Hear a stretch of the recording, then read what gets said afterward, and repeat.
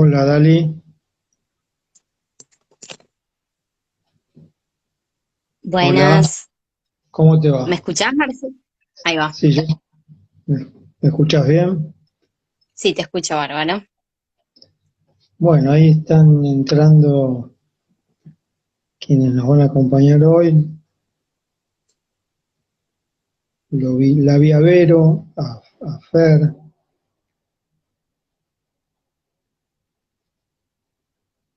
Sí, Bueno, ahí eso buenas es noches. amistad. Buenas noches a quienes van llegando. Esperamos unos minutos y empezamos. Dale, perfecto.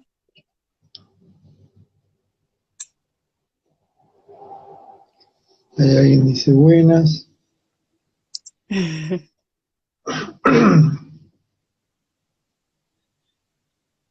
¿Cómo andas, Dalí?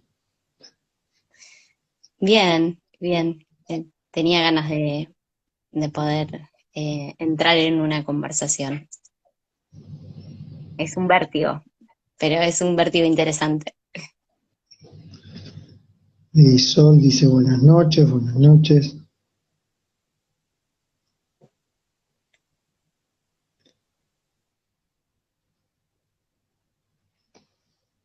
Yo nunca sé cuándo empezar.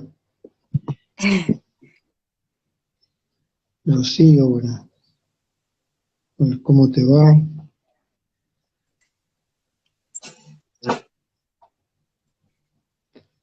Ahí está Gonza.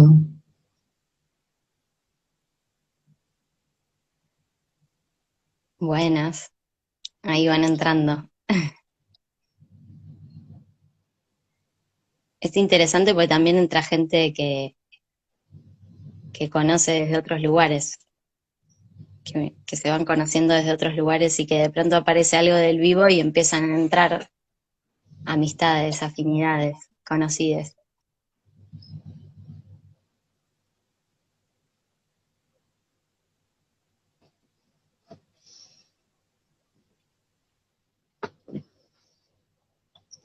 Bueno, empecemos, porque si no se arma un silencio Difícil. incómodo. Sí, sí. Que en el aula ese momento previo es un momento de conversaciones, murmullo, tiene una vida importante, ¿no? Es decir, nos gusta ese primer momento, ¿no? La víspera de un comienzo. Incluso estoy recordando ese momento donde se pasa del murmullo al silencio, que es un momento no tan tajante, a veces es un momento que se comienza casi con un murmullo a veces, y el murmullo da como cierta, eh, ¿cómo decirlo? ¿No? Da Interrumpir el pie. murmullo da pie, pero viste, también uno siente que está interrumpiendo un murmullo, ¿no? Y hay una ambigüedad, claro, pero no, acá se vino para escuchar la clase, no para conversar informalmente, y sin embargo también es eso, ¿no? Ese momento que lo llamamos informalidad, eh, sí, un momento no controlado, no vigilado, no regimentado. También que acá es más calmo y mm, menos festivo, ¿no? En el chat. Bueno, Sí. comencé. Comenzamos. Sí, va, no, no, Bueno. pero por ahí querías decir algo del comienzo. No, no, no, no. Iba a ir ya comenzando. Así que quería arrancar un poco con una idea que venimos charlando, que se viene charlando en algunos después de clase, que también pensaba esto, ¿no?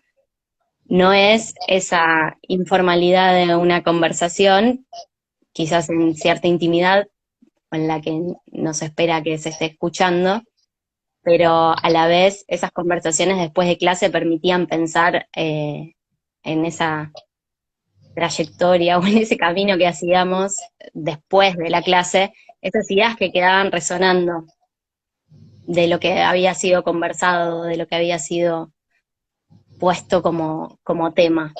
Y en relación a eso pensaba empezar con esta idea que también veníamos charlando en los vivos, de la gratitud.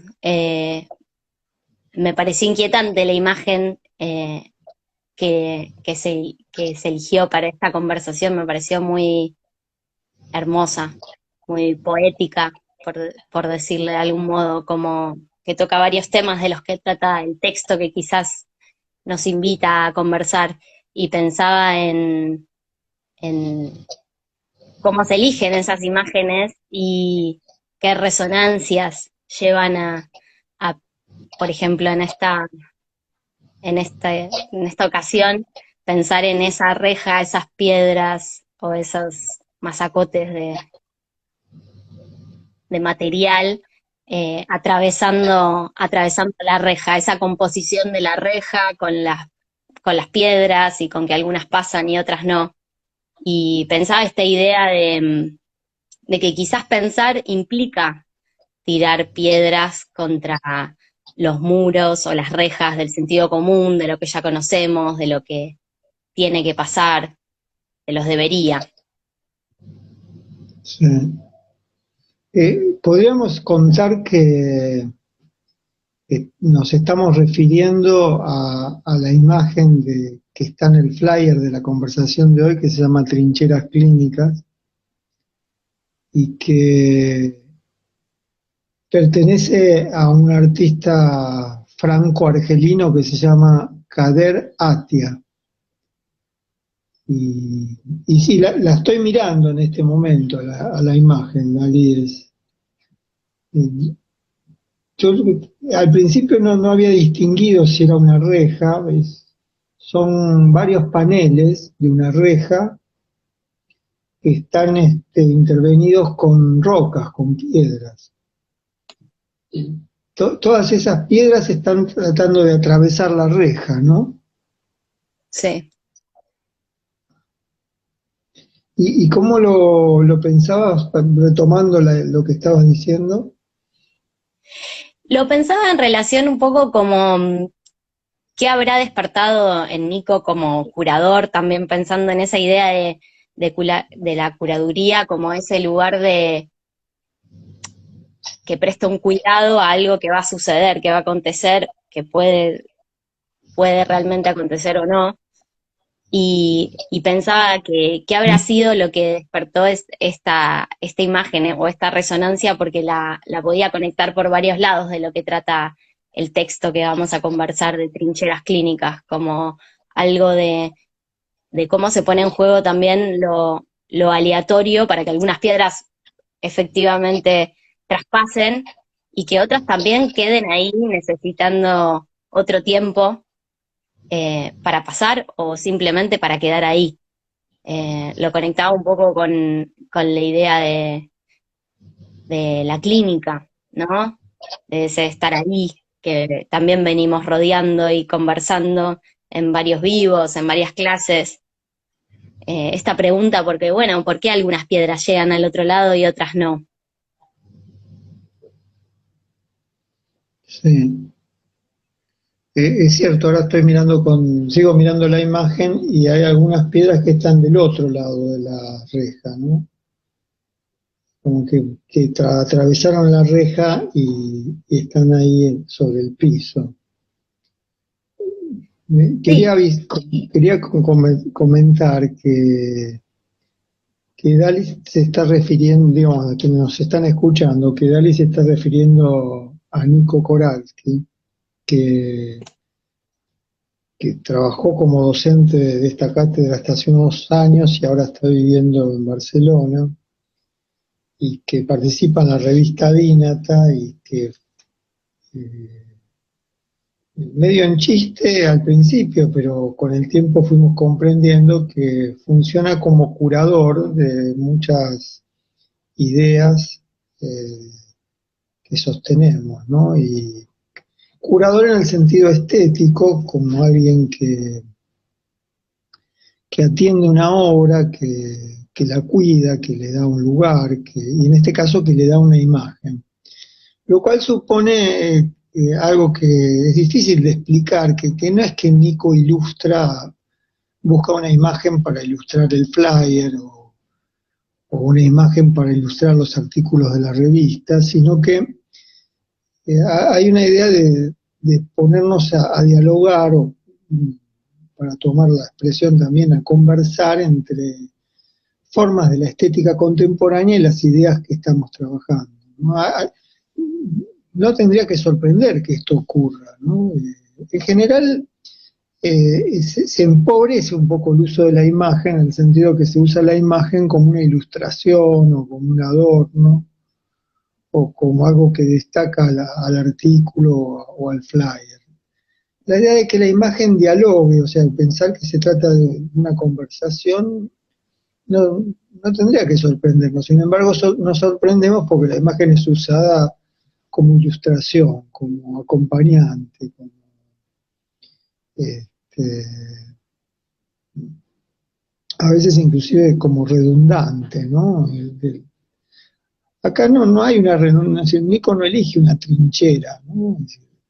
Entonces ilustra la palabra trinchera con una zanja en la tierra o una trinchera de las que aparecen en las películas, sino que plantea algo que, bueno, yo no, me encontré cuando hablábamos hace un ratito con vos, Dali, habías pensado la imagen en relación al texto que escribiste que se llama Trincheras Clínicas, ¿no? Entrar en diálogo con la imagen, eso, qué importante es eso, ¿no? Sí, también para que no cumpla ese lugar de solo ser una ilustración o un modo de plasmar de lo que va a tratar el texto, sino como un lugar de despegue Sí. también, como invita a otro diálogo, que también es muy interesante. Y, y en ese punto pensaba esa gratitud, ese cuidado, como para hacer un mimo a Nico. Mm. Y a esa generosidad de esto, de haber resonado con un título o con un texto o con una invitación a conversar. ¿Y por qué pensaste en la idea de trincheras clínicas, así en plural? Bueno, un poco que lo conversábamos recién en la charla previa, lo había pensado como esos lugares que pensaba que la idea de trinchera trae ciertos problemas, ¿no? Como que la idea de trincheras viene del momento de confrontación cuerpo a cuerpo de las primeras guerras, quizás la Primera Guerra Mundial, específicamente, como esos surcos para buscar un resguardo en ese enfrentamiento. Y pensaba que a veces la clínica pensaba por fuera de los consultorios privados, eh, en el ámbito comunitario en especial, por ponerle un nombre, porque también cada vez que categorizamos acortamos el horizonte, plantea esa idea de esa incomodidad de que se está ahí, aunque no se sepa cómo, y tratando de estar ahí más allá de las expectativas, los resultados.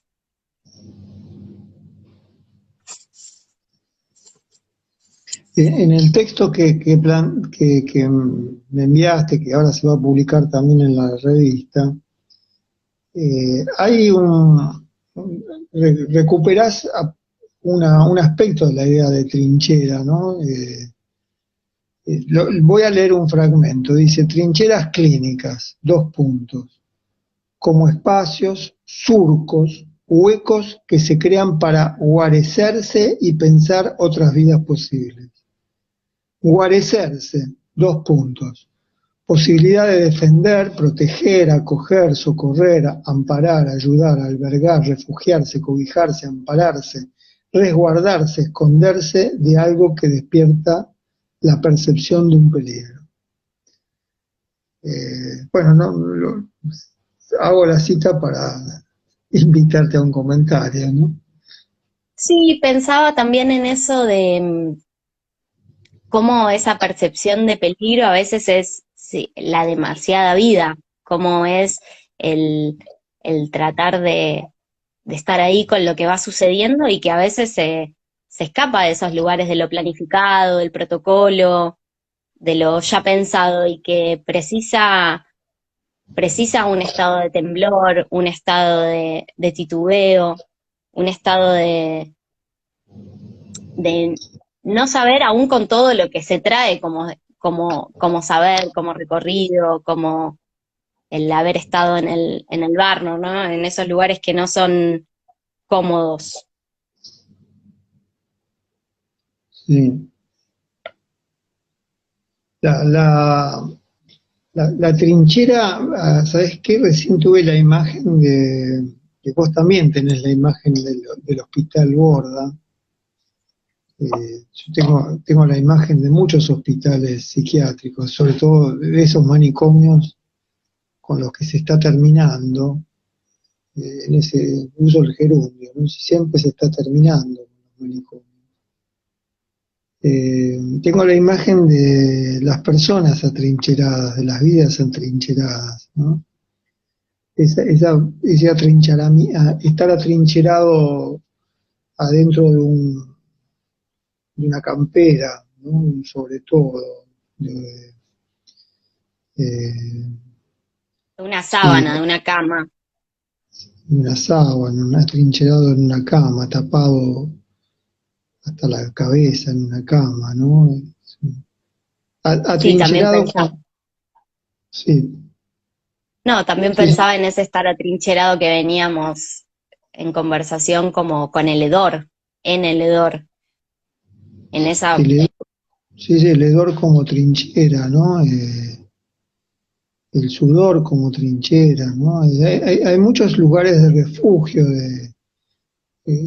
tomando la lista que vos hacías, ¿no? De amparo, de acogida, de protección, de defensa, de escondite, ¿no? Escondite debajo de una gorra. Es un mundo de vidas atrincheradas, se podría pensar, ¿no? Porque es un mundo donde hay un estado de peligro, no un estado de peligro bélico, pero sí un estado de peligro de la ciudad como un estado de peligro, ¿no? La mirada normalizadora como un estado de peligro, también es estar atrincherado para refugiarse o albergarse, o encontrar una acogida que te preserve de esa mirada regularizadora, ¿no? La normalización. En el diccionario de la Real Academia hay distintas variantes que nosotros usamos con la idea de normalización que no figura. Creo que normalización misma no figura como una palabra de nuestra lengua. Figura normalidad, normalidades. Ah, no, normalización, acabo de buscarlo, normalización sí, ¿no? Hay una que no, que sé que no la acepta la Real Academia. Ahora no me Sí, acuerdo cuál.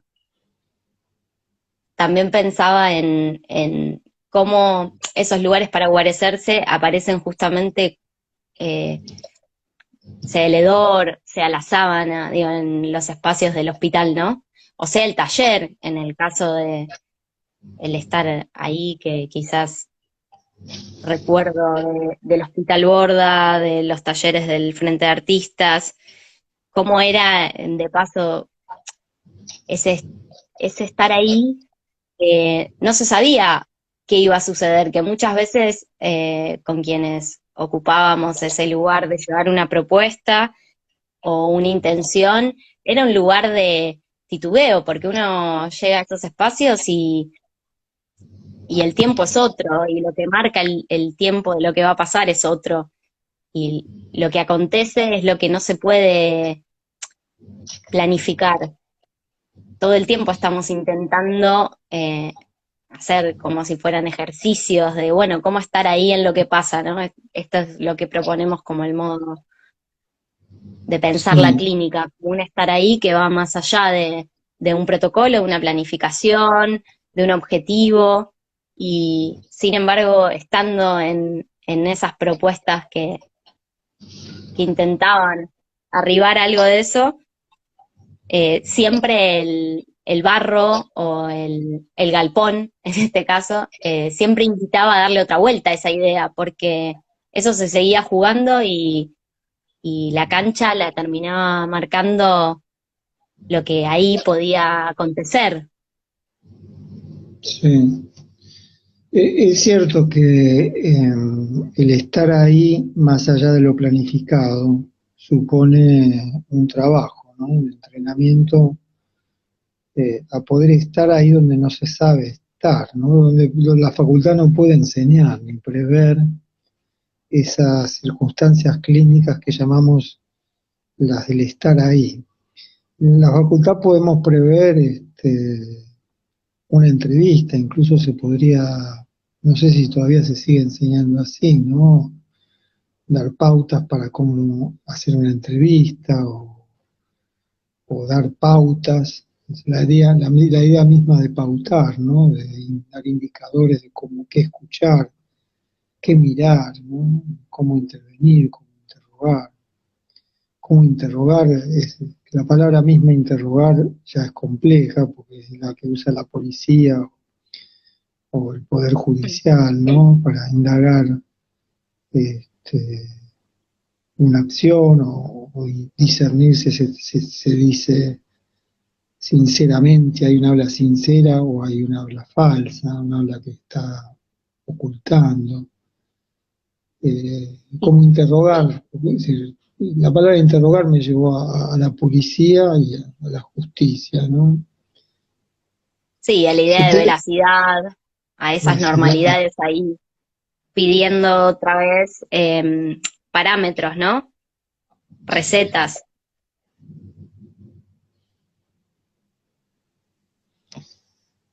Yo no estoy leyendo algunas salidas de las trincheras se viven como desgarraduras del cuerpo, cuando cuerpo y trinchera son dobleces de lo mismo.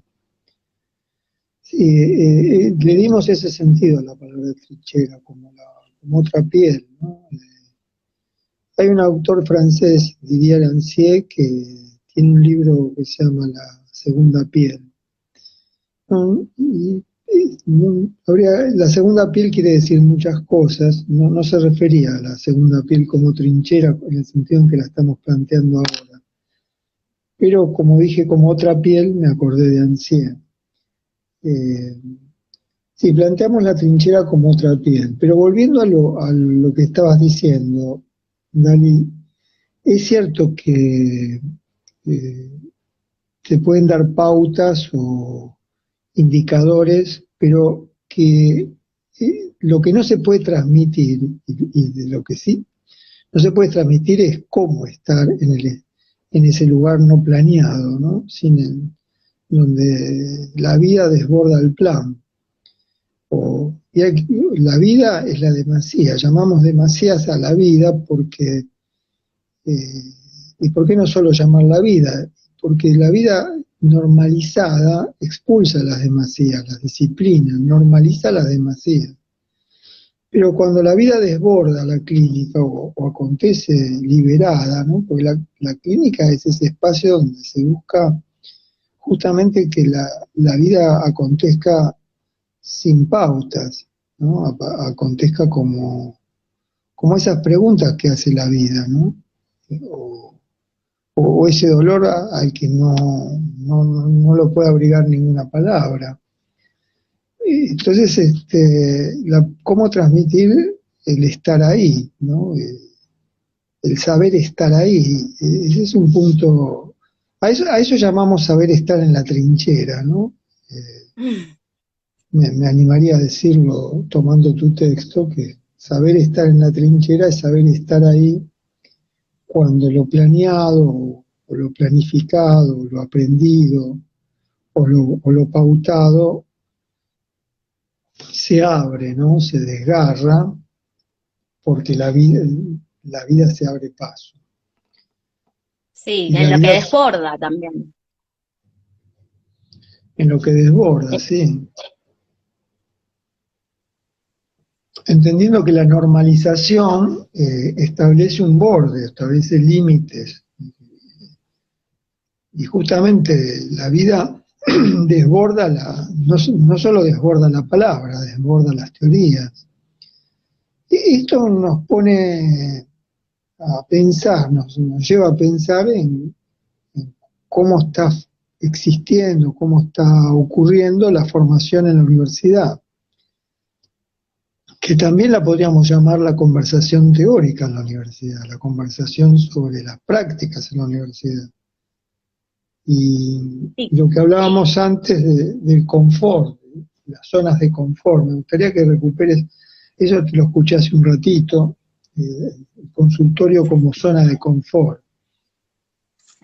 Sí, ahí pensando cómo el estar que a veces que propone la universidad en cuanto a formación suele ser más en el ámbito privado, en el ámbito del trabajo clínico, pero del uno a uno, eh, que busca tener un lugar de confort o un espacio controlado, ¿no?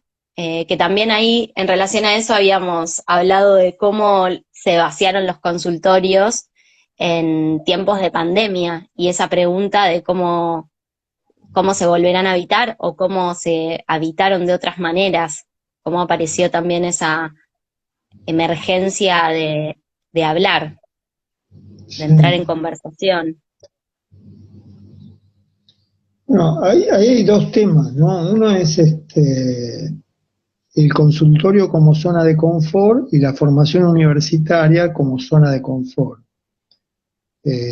Ahí hay una correspondencia, ¿no? La zona de confort, el espacio privado como una zona de confort, el consultorio privado como una zona de confort, una zona controlada, planeada, planificada, incluso eh, los otros días viendo algunas tiras de Tute respecto a algunos de sus dibujos, donde toma los estereotipos del psicoanálisis, él con 4 o 5 detalles organiza el estereotipo, la lógica, la imagen de los consultorios.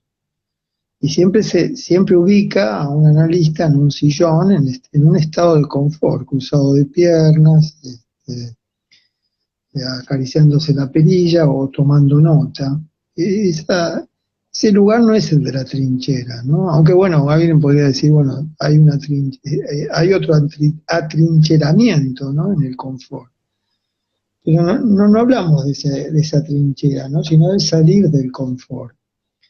Y esa salida del espacio de confort es la salida del espacio de lo privado y supone esto que vos decías antes, ¿no? Es decir, la acción clínica, el estar ahí clínico en los lugares más desarmados, ¿no? Más sucios de la vida.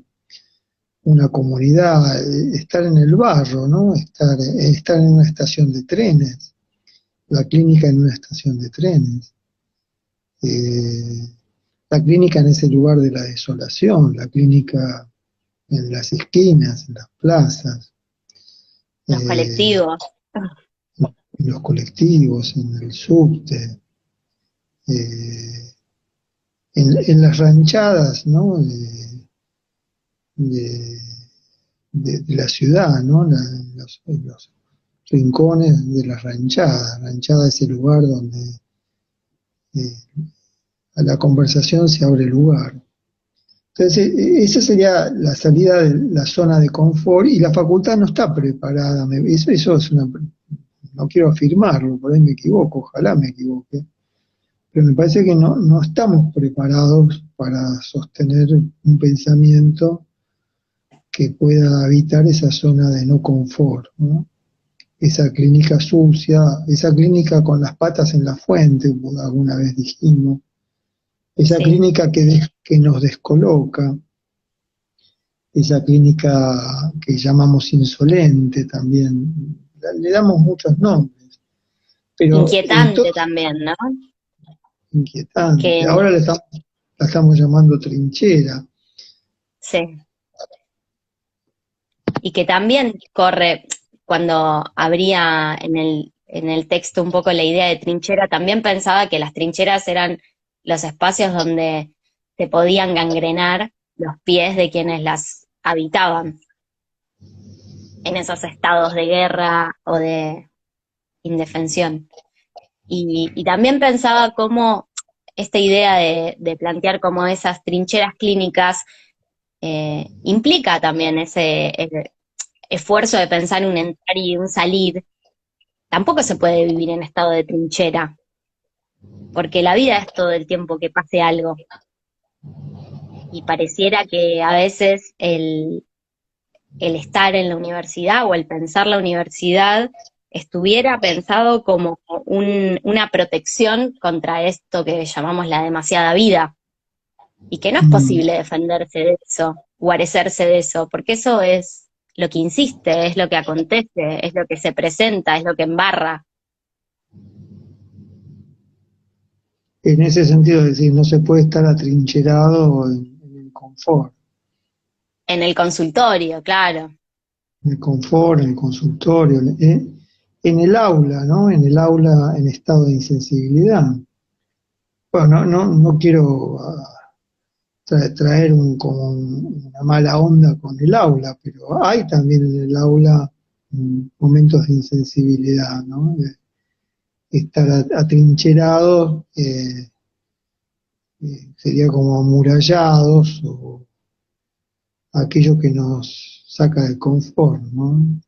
Bueno, el profesor es un alma trincherada en sus apuntes, las cosas que preparó, a veces la pregunta insolente este, es vivida como una amenaza, como un sacarte del hilo, ¿no? Esa es una como interferencia, ¿no? No solo estudiantes viven atrincherados, nosotros también, ¿no? Atrincherados en las ideas que nos dan seguridad, a veces nos sentimos eh, muy vulnerables, ¿no? Cuando se tocan esos puntos de inseguridad o de vacilación o de no saber, o frente a la descalificación. Sí, pensaba también las veces que hemos hecho acciones para que el aula suceda en otras partes, las veces que se dio la clase en espacios públicos, la incomodidad de eso, el no escuchar, el balurdo de la calle, entre bocinazos, entre vecinos que pasaban, saludaban, preguntaban qué estaba pasando ahí, y cómo era una posición a la vez incómoda, la de estar dándose a la clase en esos espacios de esas maneras, y también con la mirada de las autoridades de la facultad, eh, muy observantes de lo que pasara ahí. Sí. Sí, porque además nos tocó una vez hacer una clase pública sobre la calle Irigoyen, cuando bajaban todas las autoridades del tercer piso de la facultad y quienes estábamos dando la clase, justo nosotros, ¿no? Y bueno, ahí hubo una tensión, porque se habían utilizado los bancos de la facultad y eso alguien lo interpretó como que estábamos haciendo usurpación de los bienes públicos. Este, también se había cortado la calle, ese era un gran tema. Bueno, ese son experiencias que hay que volver a pensar, ¿no? Nosotros en ese momento hicimos intervenciones en la cuadra, en las esquinas, es decir, como contando a vecinos y vecinas de la cuadra por qué estábamos haciendo eso, tratar de salir del encierro, ¿no? No sé si lo conseguimos, era como expandir el estado de conversación por fuera del aula, fuera del edificio, ¿no? expandir el estado de conversación de una protesta gremial, docente y estudiantil,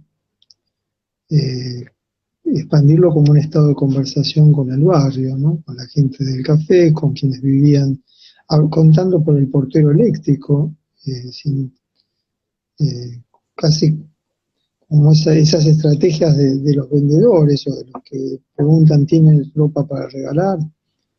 Nos acercábamos al portero eléctrico para decir, somos estudiantes de la facultad y queremos decir que estamos tristes y preocupados porque no podemos estar dando clases, porque la situación universitaria es grave.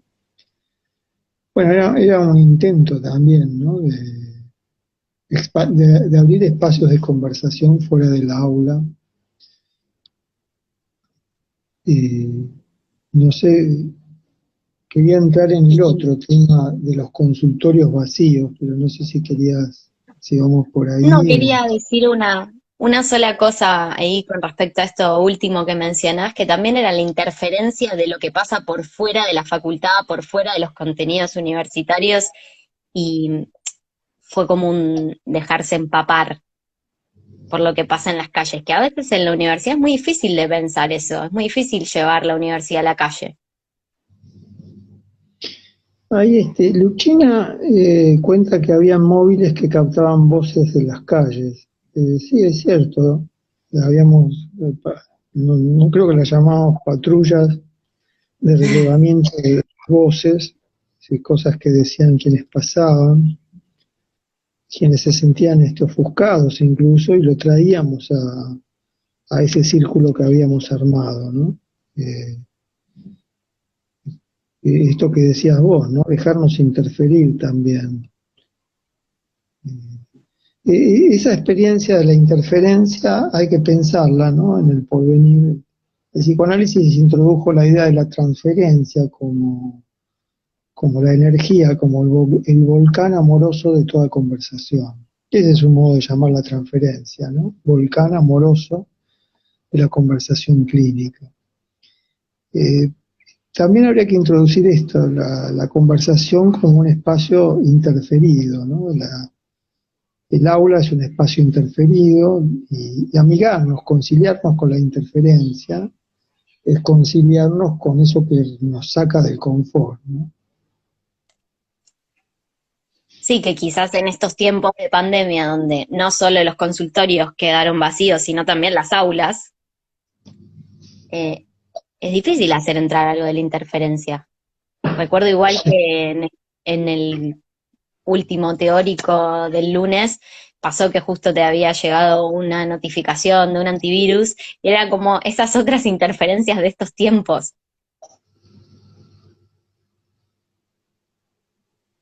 de lo virtual, que no es lo mismo que el murmullo del aula, que no es lo mismo que un comentario incomodante o no,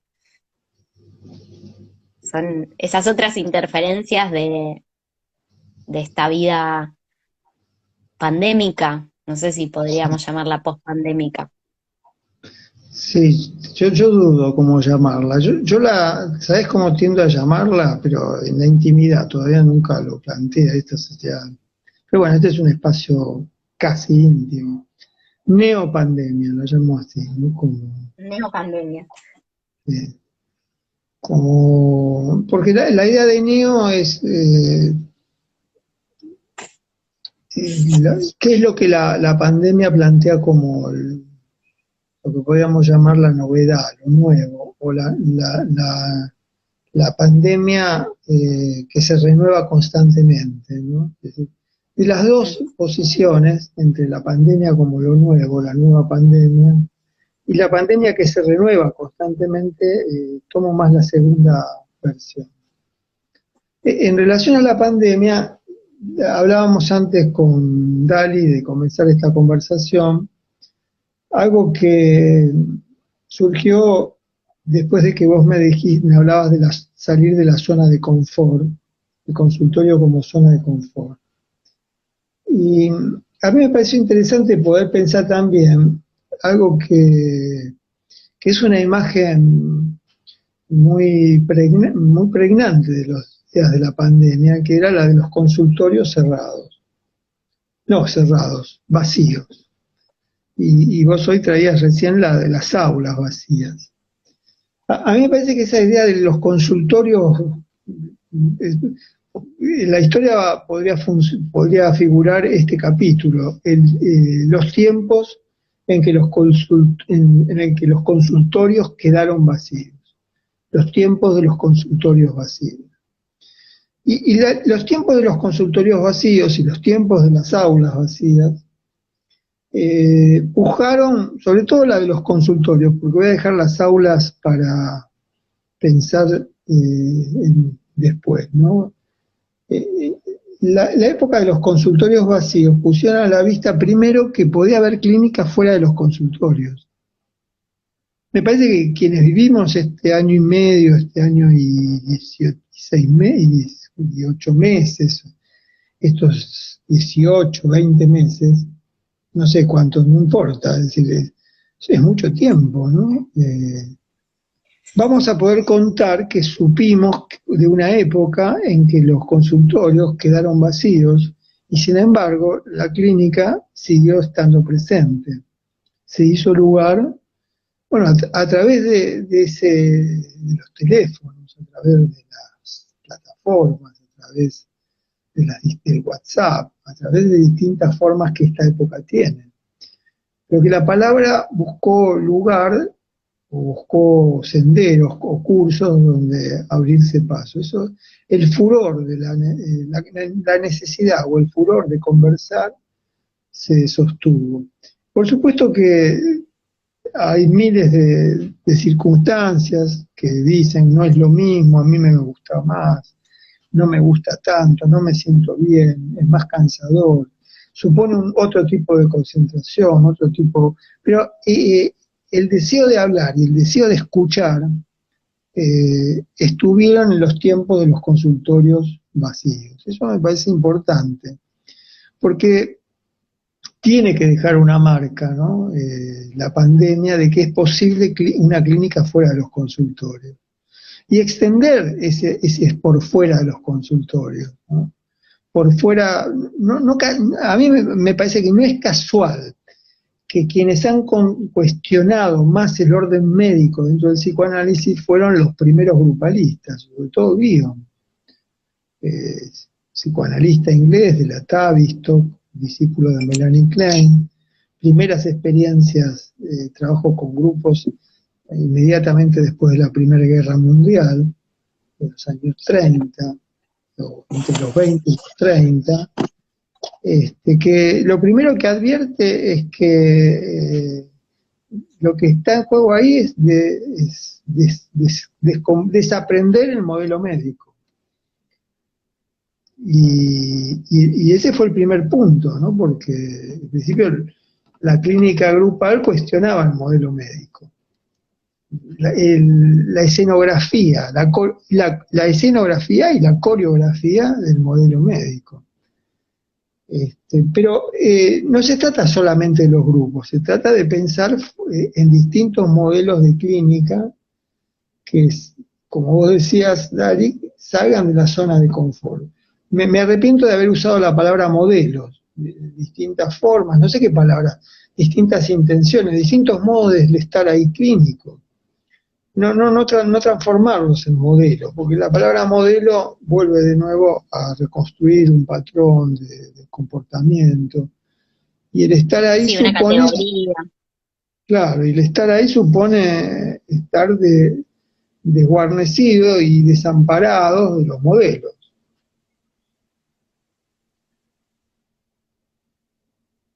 Sí, que quizás sea el desafío de la neopandemia, ¿no? Ver cómo estar ahí eh, de otra manera en los consultorios, que bueno, un poco en los teléfonos también propuso otros modos de escucha, otras, como que se agudizó algo del oído, pienso, algo de los silencios, de los susurros, del titubeo, del temblar,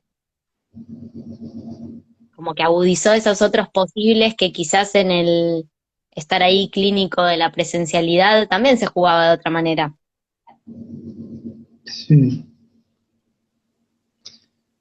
No, alguien está contando algo que pasó el lunes. Yo me había olvidado, que fue muy lindo eso que pasó. Que estábamos en la clase de Zoom el lunes y alguien estaba en un vacunatorio. Y Sí, entonces escuché esa habló, intervención. estaba abierto el audio y se escuchó decir, bueno, los que tenían turno para AstraZeneca vengan acá conmigo, ¿no? O sea, estaba siguiendo el Zoom con el teléfono y no, no tuvo la precaución, o se abrió el micrófono en ese momento, y entonces escuchamos la interferencia de un vacunatorio, ¿no? Y qué importante, es un hallazgo eso que pasó. Uno hace el chiste, si lo hubiéramos planificado como intervención, no hubiera salido tan bien. ¿Por qué sería una intervención? Y porque sería volver a hacer entrar esto que decías vos, dale antes en el aula, volver a hacer entrar los murmullos de dolor de una ciudad. Las Sí, de una preocupaciones. época, de un tiempo, las Exacto. preocupaciones de la época, lo que, lo que no podemos pensar, porque también pienso que algo de lo que trajo la pandemia es el poder estar en muchos lugares al mismo tiempo, que ya estaba sucediendo por los teléfonos o por las propuestas de esta posmodernidad, pero que lo puso más de manifiesto esto, era alguien que estaba en una clase y estaba en un vacunatorio siendo quien vacunaba o siendo quien se iba a vacunar y cómo eso recordó en ese momento de la clase que estamos en tiempos de pandemia. Sí, sí, eso me parece, recordó que estábamos en tiempos de pandemia, ¿no? La interferencia siempre es una resistencia al olvido también, ¿no? La interferencia a veces es una resistencia al olvido de que alguien piensa distinto, de que alguien tiene desinterés, de que alguien está padeciendo otra cosa, de que no hay suspensión del tiempo político, económico, social, ¿no? Y todo eso ocurre simultáneamente mientras estamos hablando. Esa simultaneidad espantosa, ¿no? De todo lo que está ocurriendo mientras esta conversación se está dando, ¿no? De todo lo que intentamos suspender, pero no se suspende totalmente. Ahí Vero dice pandemia naturalizada, porque también si hay algo de lo que trajo es que las vidas que llevábamos quizás pre-pandemia ya no son vivibles.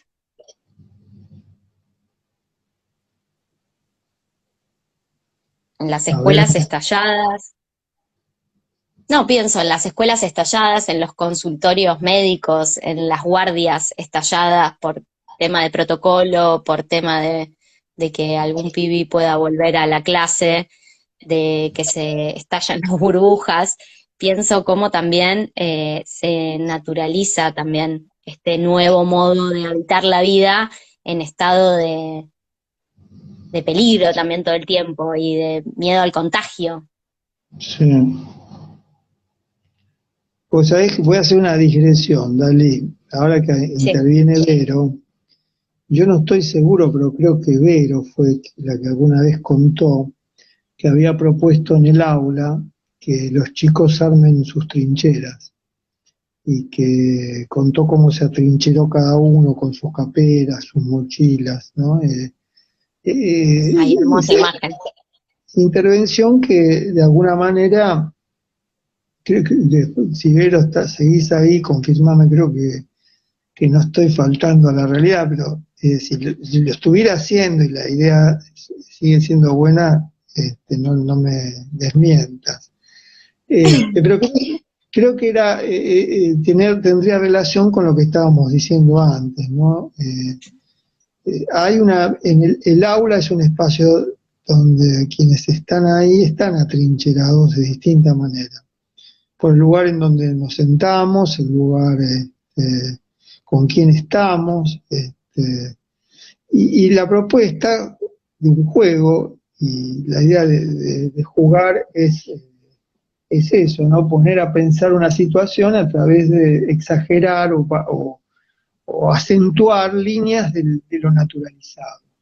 La trinchera está naturalizada, pero si proponemos como consigna que se arme la trinchera y se exagere la puesta en escena de la trinchera, ¿no? La escenografía de la trinchera, el vestuario de la trinchera, eh, los condimentos ornamentales de la trinchera, se da esa imagen donde, bueno, alguien se ponía la capucha, se armaba como una muralla con la campera o con las mochilas, y de alguna manera era lo que ocurría siempre, pero exagerado hasta la parodia, hasta el punto de dar risa y volver visible algo que acontece naturalizado. Estar Sí, esta idea de hacer visible lo visible. Sí, exactamente, es esa idea preciosa de todo el movimiento romántico, ¿no? Europeo. Eh, hay un romanticismo europeo que es también el correlato de la guerra europea, ¿no? Bueno, por eso meternos en otro punto. Eh, También me quedé con una idea que quería como que pongamos a conversar, que era esta idea de lo atrincherado a veces de la facultad o de los consultorios o de las zonas de confort en relación al mercado, a la propuesta del mercado y o de la necesidad del mercado. Como que claro, pareciera que la facultad es un lugar de resguardo para responder a esa demanda del mercado. sí, ¿cómo lo pensás eso? Y que es bien distinta a pensar los contenidos de la facultad en relación a las demandas comunitarias, a las demandas de lo que sucede en el barro, esta diferencia de lo que nombrábamos como las trincheras clínicas, más en relación a esos lugares sucios, poco cómodos, no pensados con un encuadre tan Sí. marcado. A mí me parece que eso es muy notable, sobre todo ahora en la política de salud mental de la provincia de Buenos Aires. Que hay momentos en donde, en tiempos de políticas conservadoras o de derecha, las teorías son como cuestionadoras de la institucionalidad política y la gestión política. Las objetan, las cuestionan, las ponen en crisis, las hacen tambalear, se resisten. Pero en tiempos donde asume una gobernación, un proyecto más de reforma o emancipación en el campo de la salud, lo que se ve es al revés, ¿no? Que las teorías y los pensamientos están retrasados respecto a la gestión. Sí, hay un momento donde las gestiones impiden la creatividad y la inventiva clínica y la inventiva de los pensamientos, y la universidad es como un lugar de oposición y de crítica de las políticas. Pero hay un momento donde yo creo que está pasando eso, que hay un cierto movimiento de reforma en la provincia de Buenos Aires que la universidad no acompaña, está retrasado respecto de eso. Porque si se trata de una reforma, si se termina con los manicomios, hay que pensar en que se termina con los manicomios como edificios y hay que pensar en los manicomios a cielo abierto, en las ciudades, en la vida comunitaria como una forma manicomial. Y eso supone una clínica en las ciudades, la ciudad en estado clínico. Y me parece que ahí la facultad está muy rezagada para llegar a esa cita, y entonces el riesgo es que la gestión termine reproduciendo los modos tradicionales, porque con quienes trabaja y con quienes se formaron en nuestra facultad. Y Sí. entonces ahí se vuelve a ver, es decir, la facultad empieza a retrasar, empieza a ser como un yunque, ¿no? Es un yunque, ¿no? Un lastre que impida ese movimiento que se estaría abriendo.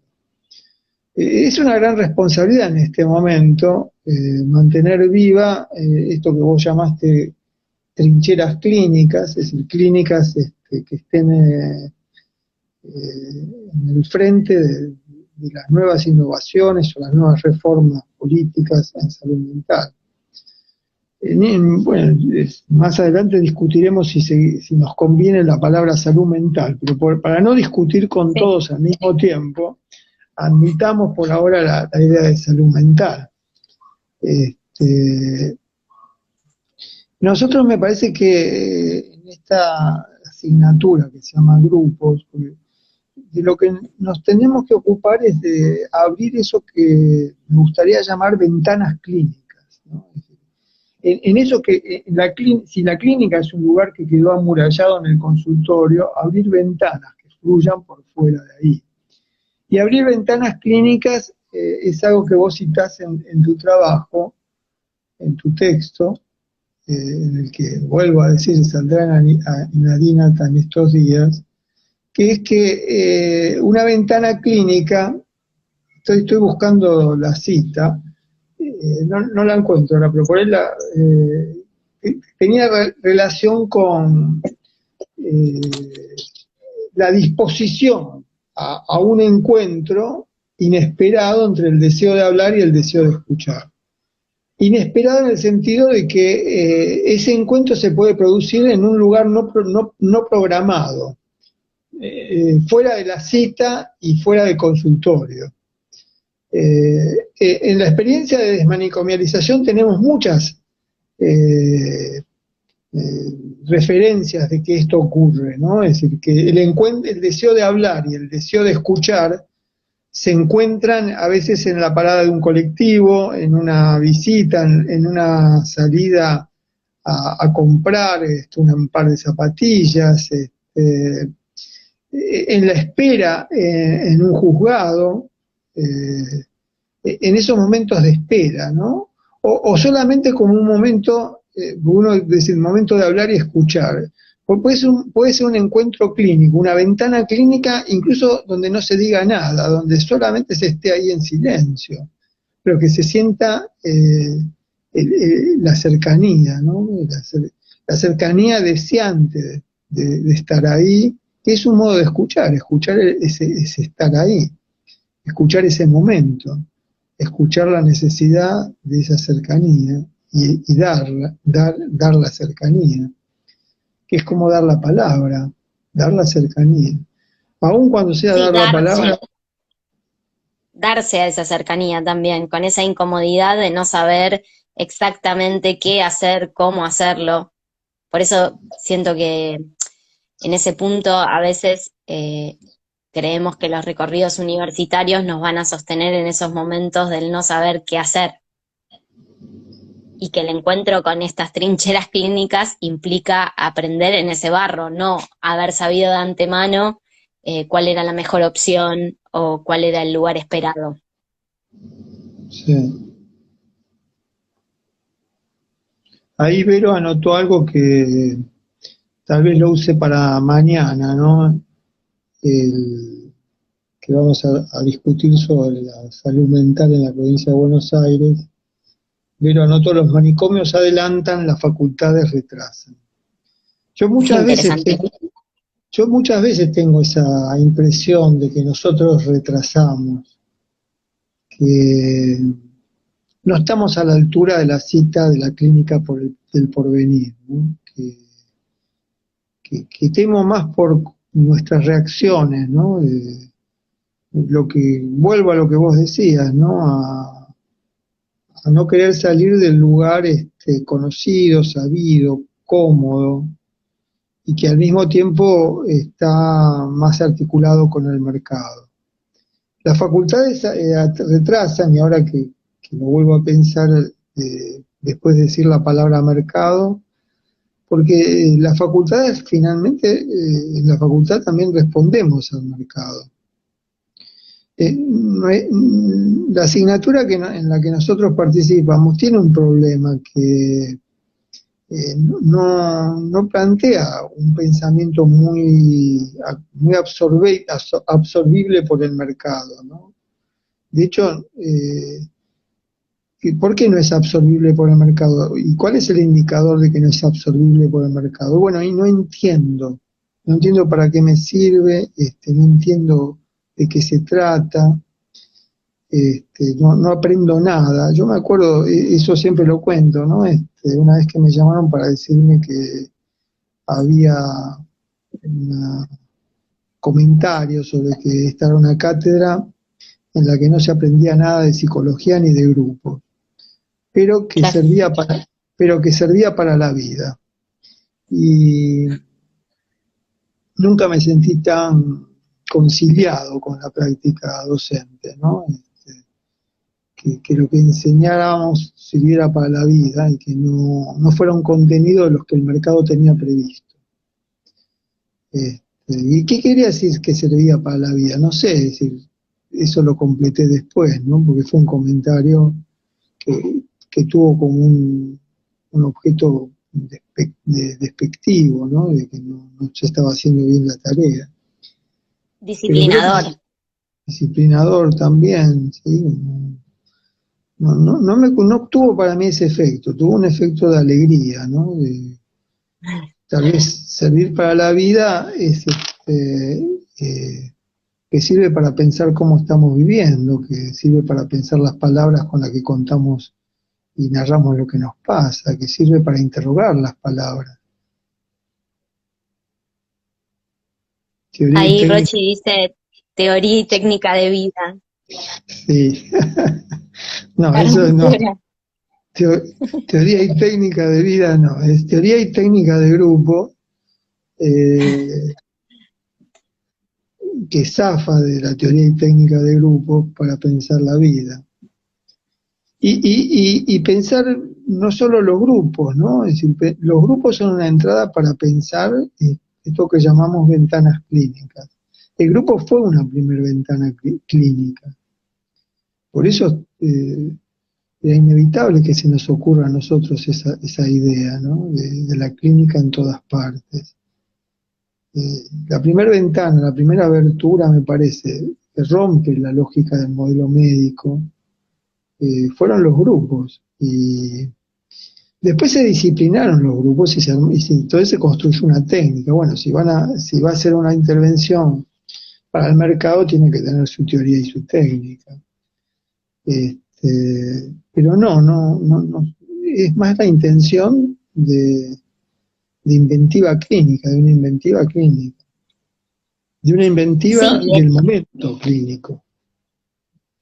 sí, en ese punto retomaría la idea de trincheras clínicas, porque en ese momento implica también pensar eso, como cuáles están siendo las teorías que sostienen ese estar en esa trinchera, ese armar esa trinchera, esos modos de estar ahí, en lo clínico, en el barro, en lo incómodo, ese desobedecer a los lugares de confort, a las ideas de la normalidad, de qué tiene que suceder y qué no tiene que suceder en una situación clínica o en una situación de clase o de aula. Creo que muchas veces el habitar la universidad desde estos lugares de compartir esas incomodidades, de esos otros estares clínicos que no tienen que ver con el consultorio privado, trae esa incomodidad, ese primer encuentro con cómo esto no me va a servir para el desenvolvimiento profesional. Pareciera que aparecen esas urgencias o esas inquietudes, como si el desenvolvimiento profesional estuviera por fuera de la vida, estuviera capturado por estas ideas que venimos nombrando como del mercado. Sí. Es un desafío pensar un estar en la universidad que no responda a las ideas del mercado de qué tiene que ser o hacer alguien en el ámbito de lo comunitario, en el ámbito de lo clínico.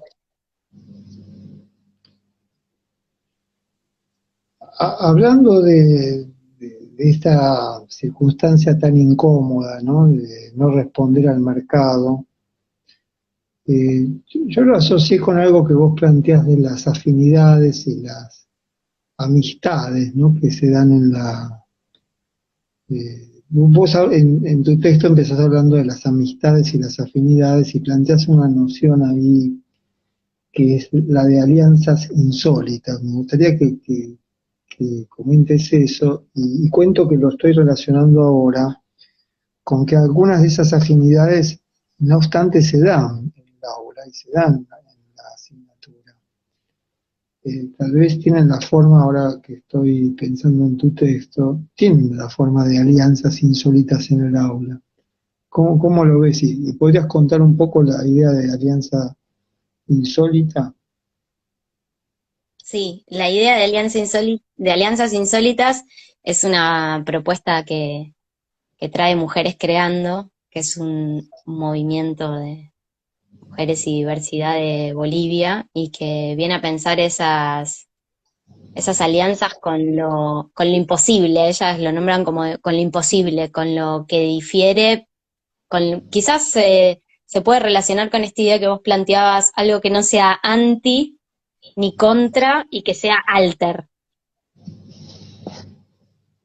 Quizás permita para pensar algo de lo común en esa insolencia de la afinidad, que de pronto Sí. encuentra dos luchas o más. Sí, ahora que recordás lo de anti y contra, a mí me parece que tenemos que intentar pensar eso, ¿no? Lo alter como, porque lo anti y contra me parece que es la reducción del conflicto a los opuestos. Y la conflictividad va mucho más allá de los opuestos, de las oposiciones o de la contradicción, ¿no? La conflictividad es un hervidero de tensiones, hay una simultaneidad en la conflictividad. Me parece que, bueno, de que no sé qué mal ha ocurrido en la Argentina que se instaló la idea de una grieta, ¿no? Y que Sí, evita esta pensar, idea de los polos. y que evita pensar la idea de conflictividad, de todo lo que ocurre, ¿no? De ese hervidero o ese espacio volcánico que es la conflictividad.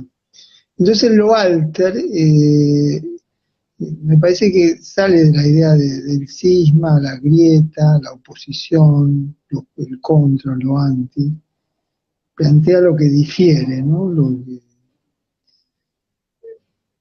Y volviendo a la clínica, aunque no nos distanciemos tan rápidamente de la idea de alianza insólita, porque antes de volver a la clínica, la idea de alianza insólita, ¿no? La idea de lo insólito me pareció muy interesante, ¿no? Sobre todo porque el problema de las alianzas, la palabra alianza es una palabra conflictiva, ¿no? O llena de conflictividad, porque tiene un montón de historias la palabra alianza, ¿no? No sé, Más en nuestro país, ¿cómo? Más en nuestro más en país. nuestro país. Sí. Bueno, no, pero bueno, tenemos, vos por qué zona de nuestro país, de la Triple Alianza, No, estaba pensando en la alianza que después termina en el 2001, bueno, sí, sí, o en esas está, ideas que también terminan en eslogan de que se vayan todos y que después quizás se transforman en frente de todos y cómo eso puede pasar en una misma historia de un país y no termina de abrir pregunta, ¿no? sí, sí, sí. Igual a mí me llevó a la idea, cuando vos dijiste más en nuestro país, fui directamente a la idea, fui más lejos, ¿no? A la guerra, a la llamada guerra de la Triple Alianza, que me parece que es uno de los grandes dolores de Sudamérica, ¿no? La guerra que Argentina, Brasil y Uruguay llevaron adelante contra el Paraguay. Que Eh, desataron, sí, la masacre contra el Paraguay. Una gran masacre contra el Paraguay, una gran masacre contra un polo industrial autónomo en América Latina. Es una guerra para pagar lo que después nunca más hubo, ¿no? Un desarrollo industrial, ¿no? Y se inició a fines de los años 60 del siglo XIX, ¿no? Y sigue siendo lo que todavía se discute, ¿no? En su producción con valor agregado. Bueno, eso era la industria del Paraguay, ¿no? Era como un centro industrial que habían promovido los jesuitas, y que fue una matanza atroz, ¿no? Pero la alianza también es la del matrimonio. Mm, este, la idea de las había alianzas.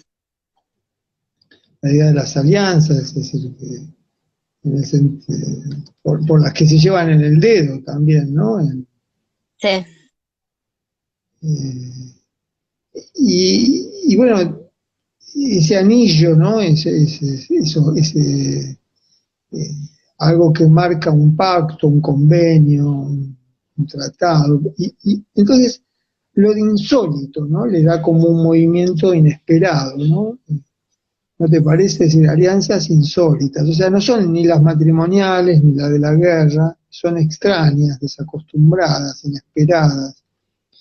Estas alianzas insólitas eh, que, que vos mencionás del grupo Mujeres Creando, nos invitan a pensar, ¿no? En lo insólito, como la alianza entre las rarezas, ¿no?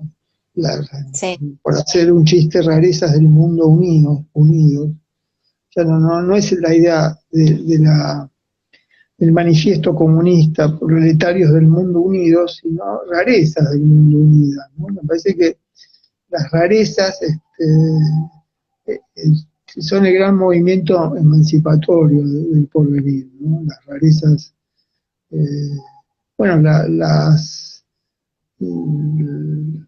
minorías, todas las minorías se presentan como rarezas, ¿no? Las demasías son una rareza en un mundo normalizado. Este, terminar con los manicomios es poder alojar rarezas. Y eso, en eso estamos atrasados, ¿no? Alojar las rarezas. Porque nosotros estamos acostumbrados a pensar en términos psicopatológicos, ¿no? A psicopatologizar la rareza. Y ahí tenemos un gran problema, ¿no? Para acompañar el porvenir. La extrañeza, la rareza, lo alter, eso, ese es el punto de la clínica de la que estamos hablando, una clínica de las rarezas, una clínica conciliada con la rareza, una clínica atenta a la rareza, la clínica como el momento donde la rareza canta, danza, baila, este, se siente, Enseña. enseña. Sí, en ese punto recordaba como algo del estar en el taller, como el estar en el hospital y de lo que las Contá bien demasías traen como, contá bien lo del taller. bueno, yo participaba del Frente de Artistas del Borda en el taller de desmanicomialización y que dentro de lo que era, o es, mejor dicho, el Frente de Artistas del Borda, era como el único taller teórico que se suponía tenía la función de pensar la idea de la desmanicomialización. Y era un taller muy complejo porque teníamos algo de la tarea de pensar el arte como transformador social y a la vez la idea conceptual de acercar la idea de desmanicomialización como pensar un mundo después o sin manicomios. Y en el hospital y con personas en situación de internación que, que muchas veces eran esto que venimos nombrando también, eh, vidas eh, totalmente desalojadas de una posibilidad de un vivir en común que cuide. Entonces, muchas veces el hospital mismo funcionaba como esa idea de resguardo y a la vez ejerciendo un montón de crueldad desde lo institucional. Entonces, muchas veces nos sucedía en el taller de querer plantear la idea de desmanicomialización y que aparezcan muchas resistencias al respecto de eso en las existencias que transitaban el taller y decían, ¿cómo pensar un mundo sin esto? Si justo esto nos trajo hasta acá y acá pasan otras cosas.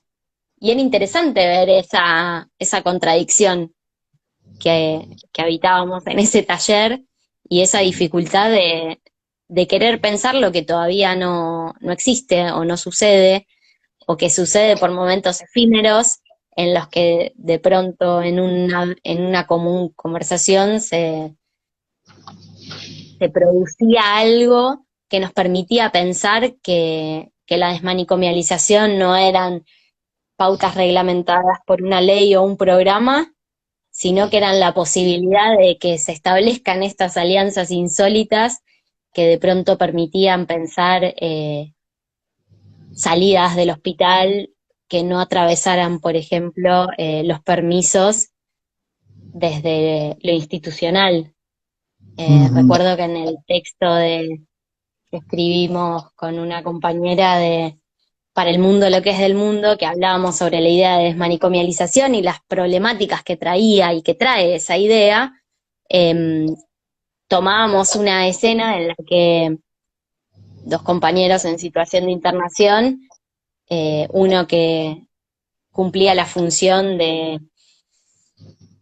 tallerista, pero a la vez, dentro de lo que era nuestra organización Frente a Artistas del Borda,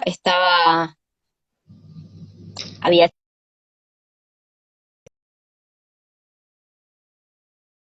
talleristas a la hora de pensar las salidas y había firmado un permiso de un compañero también en situación de internación.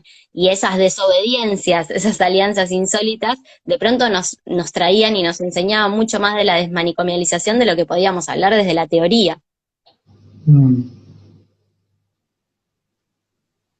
Qué interesante la vuelta que le vas dando a la idea de alianza insólita, ¿no? Un concepto para pensar, ¿no? La cercanía como momento de una alianza insólita. Me parece que es un buen aporte ese.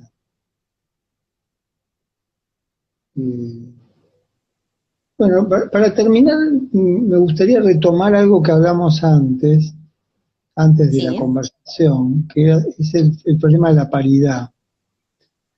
El momento de la paridad clínica, que es uno de los temas menos pensados. A mí me parece que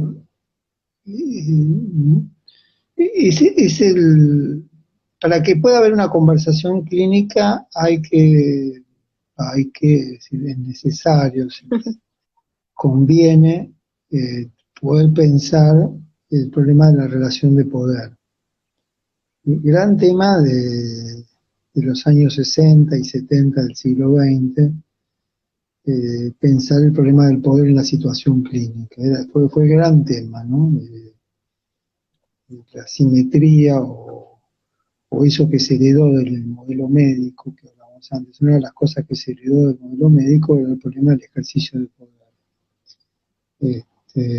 El psicoanálisis trabajó mucho este problema.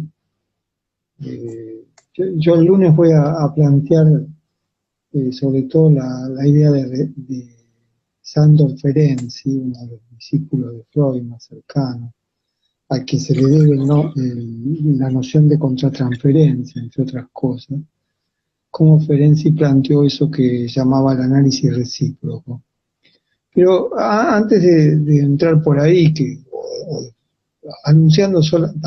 solo anunciando que podemos entrar por ahí y que vamos a hacerlo el lunes, me parece que muchas conversaciones clínicas tienen un momento donde se vive como que se van a pique. Es decir, son circunstancias en que ya no se sabe qué pensar ni qué hacer, ¿no? Eh, una de esas circunstancias es la de el momento de silencio ante lo irremediable. Ese como bamboleo callado, ¿no? Entre presencias que no obstante no se retiran, que siguen estando ahí, aun cuando no tengan palabras para nombrar eso que está pasando. A eso lo llamo como un momento de común paridad, un momento de común vulnerabilidad, un momento de común no poder. Y la conversación clínica no siempre se desenvuelve en paridad, pero busca ese momento, ¿no? Busca y agradece ese momento. Sin ese momento me parece que naufraga la conversación misma. En general, la facultad nosotros en la facultad no nos preparamos para ese momento de paridad o a ese momento de vulnerabilidad, a ese momento donde no se sabe qué pensar, en ese momento de impoder, ¿no? De impoder. Por eso me parece importante plantear que esos momentos de paridad acontecen justo en ese lugar que tratamos de evitar. ¿Por qué tratamos de evitar? Y porque tratamos de saber, conocer, prevenir, anticipar, leer lo que ya ocurrió a otros que ya pasaron por situaciones que suponemos que pueden ser las que vamos a transitar. Bueno, el aprendizaje como un modo de adoctrinamiento que trata de prevenir aquello que llamamos el desborde de la vida abriéndose paso o la demasía. Ese lugar frente al cual la vida nos iguala, ¿no? Por eso hay un momento de paridad ahí. Ese momento de paridad se vive con zozobra, con una gran inquietud, pero también con un gran contento. Es un momento de alegría clínica. La clínica revive en esos momentos de paridad. Bueno, quería, no sé si lo retomé como lo habíamos hablado antes, pero quería retomarlo. Sí, pensaba que retoma justamente esa alegría, o sea, trae esa alegría clínica porque también ahí es donde cuestionan las relaciones de poder, en esa zozobra, en ese no saber cómo hacer, cómo estar ante el dolor. Sí. Me Es acordé como del ese libro. momento, sí. No, dale. No, pensaba que son esos momentos en donde nos quedamos sin libretos, como sin Exacto. letra, Sí. Sí, se y que a dice, veces sí. es sostener una mirada, una respiración, acercar un- las servilletas para llorar. Sí. Bueno, me acuerdo de François Dolto que contaba cuando ya, ya mayor, ¿no? Trabajaba atendiendo chicos que estaban a la espera del sistema de adopción en París y hace muchos relatos clínicos, ¿no? Cuenta esa escena que por ahí recordás, que eh, se pone de rodillas junto a una chiquita que está en un rincón y que repite una actitud que es la daña constantemente. Y entonces ella le dice, pero yo ya no sé más qué hacer, no sé más qué hacer, ¿no? A mí siempre me conmovió ese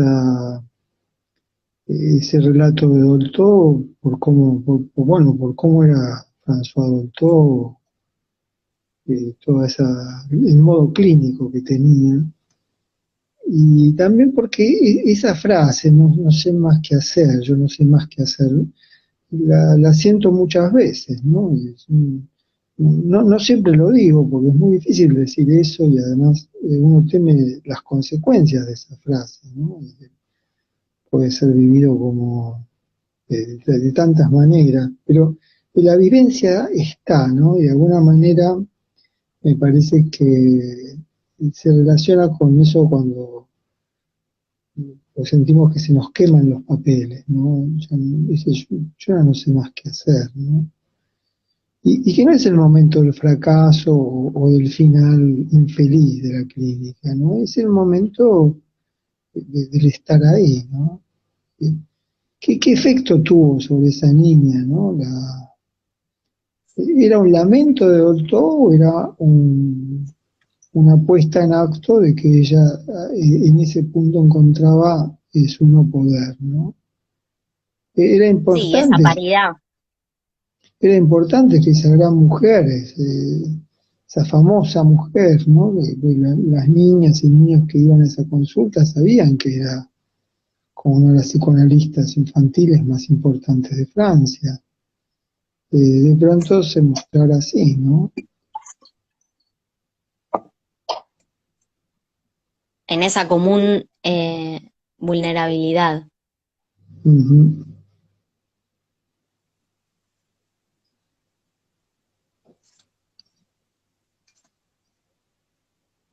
Bueno, este es el punto en donde yo ya no sé más qué decir.